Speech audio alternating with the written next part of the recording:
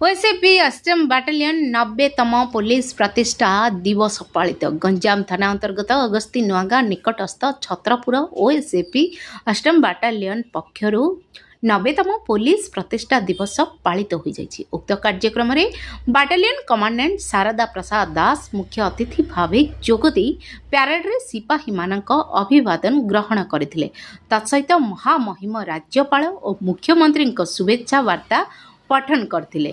उक्त कार्यक्रम में एसआई आर्मड युधिष्ठिर महापात्र, हाविलदार विशिकेशन नायक, सिपाही संजय कुमार बेहरा प्रमुखों को उत्तम कार्य दक्षता पर सम्मानित करा जायथिला।